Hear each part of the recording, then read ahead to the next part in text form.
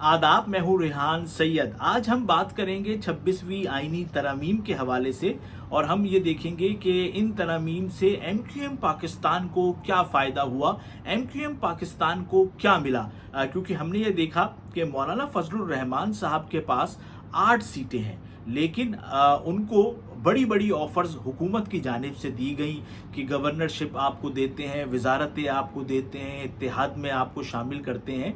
जबकि एमक्यूएम पाकिस्तान के पास तो 22 सीटें हैं। तो एमक्यूएम को हुकूमत ने क्या ऐसी ऑफर्स दी, क्या हुकूमत ने एमक्यूएम को अच्छे तरीके से अपने इत्तेहाद में रखा हुआ है?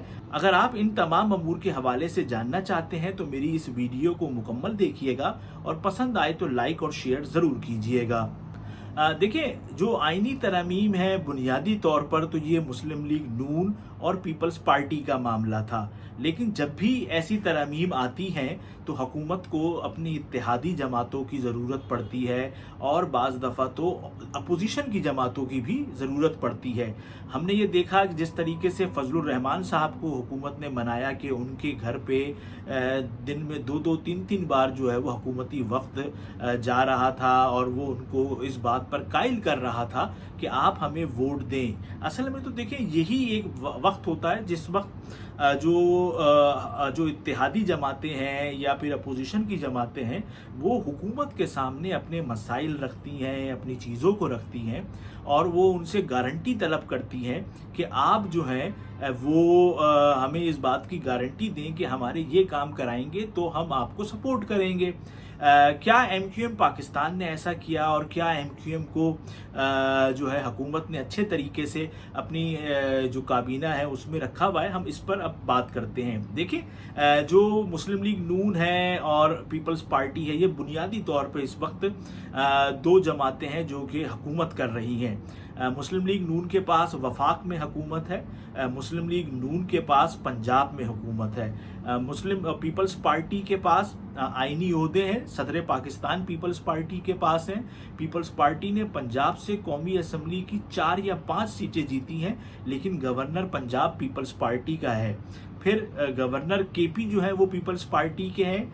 सिंध में जो वजीर आला हैं वो पीपल्स पार्टी के हैं और बलूचिस्तान में जो वजीर आला हैं वो पीपल्स पार्टी के हैं। फिर हमने ये देखा गुज़िश्ता दिन के मुस्लिम लीग की जो दूसरी इत्तेहादी जमात है वो आईपीपी है। अब आईपीपी के पास तो मुश्किल से 2 सीटें हैं मेरे ख्याल से, और उसमें उन्होंने अलीम खान को एक बेहतरीन वजारत जो है वो दी हुई है और उनको तो अब निचकारी की वजारत भी यानी कि दे दी, यानी कि 2 सीटों वाले को उन्होंने एक वजारत दी। फिर मुस्लिम लीग काफ है, तो मुस्लिम लीग काफ के पास भी 2 से 3 ही जो है वो सीटें हैं और उनको भी उन्होंने बड़ी अच्छी एक वजारत दी है चौधरी सालिक हुसैन को, और ओवरसीज़ पाकिस्तानियों के हवाले से मेरे ख्याल से वो वजीर हैं।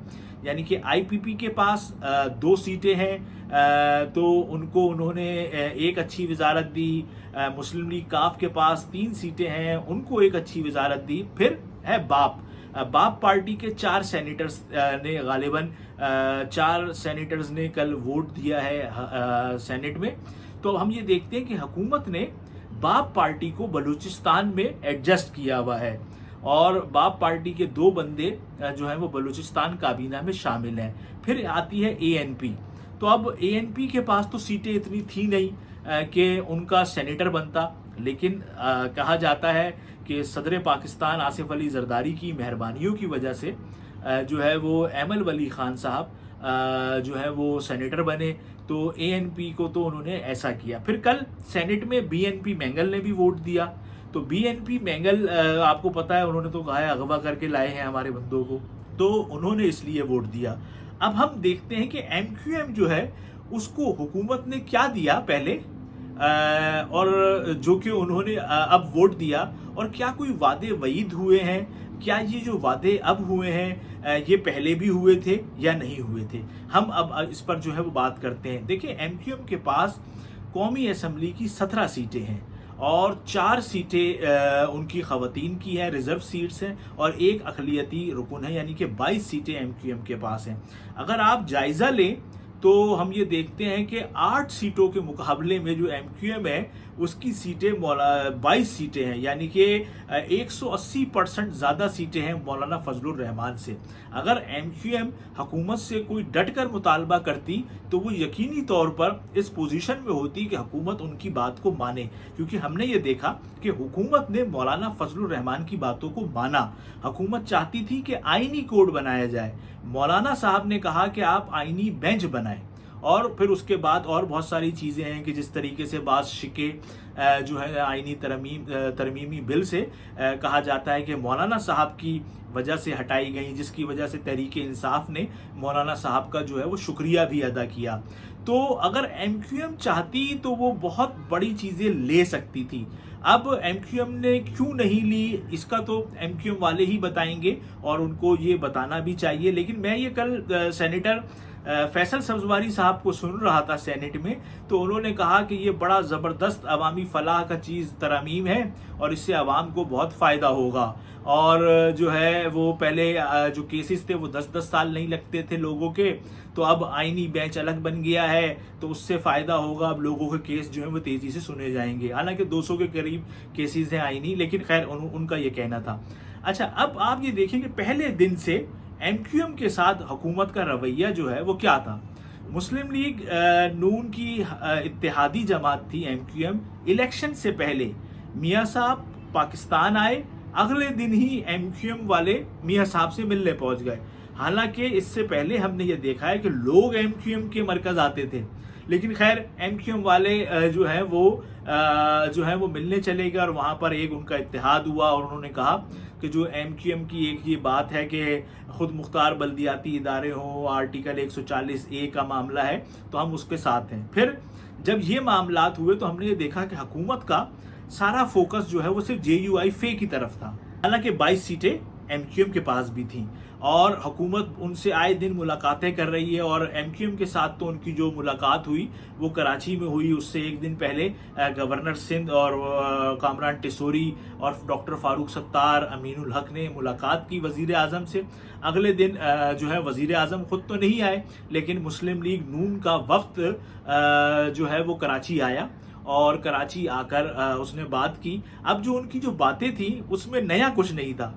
انہوں نے کہا ہم جو ہے پہلے ہی ایم کیو ایم کی جو اس والی بات ہے اس سے متفق ہیں، اور اس ترمیم کے بعد ہم اس ترمیم پر کام شروع کریں گے۔ حالانکہ اگر ایم کیو ایم چاہتی، اگر ذرا سا ایفرٹ کیا جاتا تو یقینی طور پر یہ ترمیم جو ہے وہ پاس ہو سکتی تھی۔ ایم کیو ایم اسٹینڈ لیتی کہ بھائی ہم جو ہے وہ ہم حکومت کو سپورٹ نہیں کریں گے اگر ہماری بات نہیں مانے، کیونکہ آپ نے تو دیا کچھ نہیں نا ابھی تک ایم کیو ایم پاکستان کو۔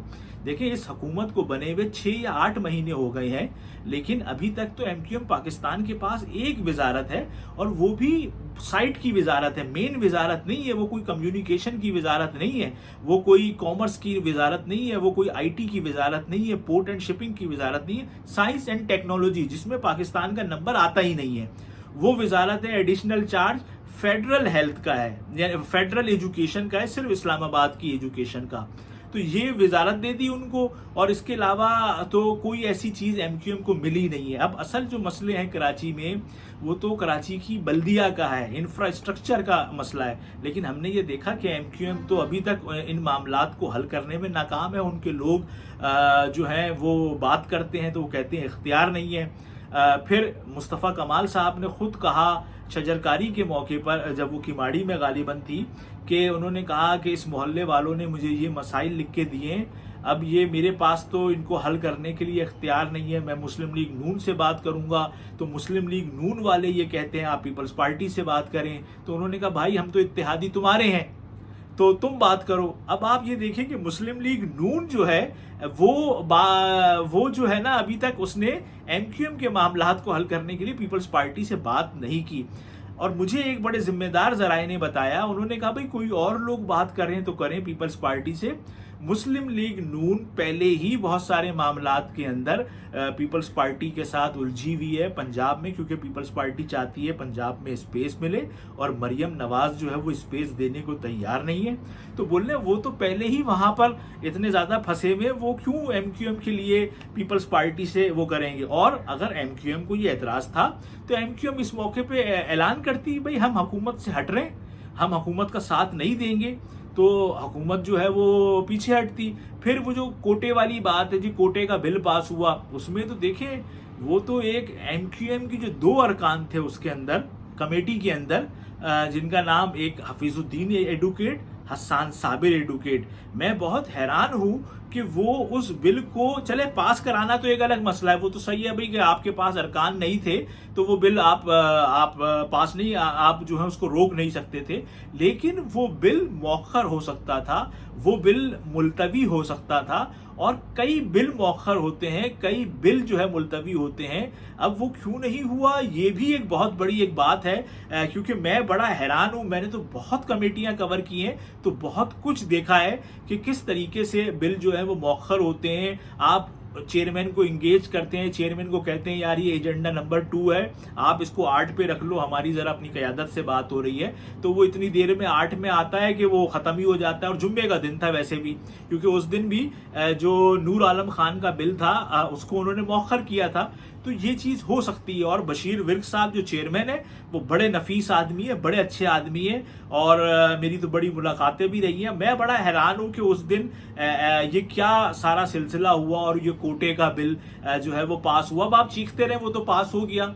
अब जब भी इजलास होगा, इस इजलास में या फिर अगले इजलास में, वो जो कमेटी चेयरमैन है वो उसको पार्लियामान में पेश करेंगे, फिर वहां पता चलेगा कि एमक्यूएम जो है उसको रुकवा पाती है या नहीं रुकवा पाती।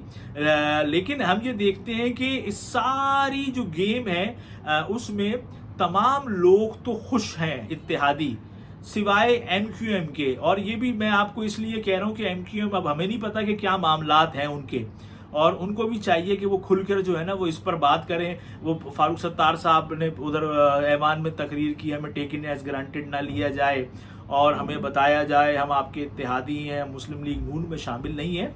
लेकिन उनको थोड़ी बहुत और बातें जो है वो बतानी चाहिए, कम से कम जराए से ही खबरें चला दें कि भाई कि क्या तय पाया है, क्या नहीं पाया।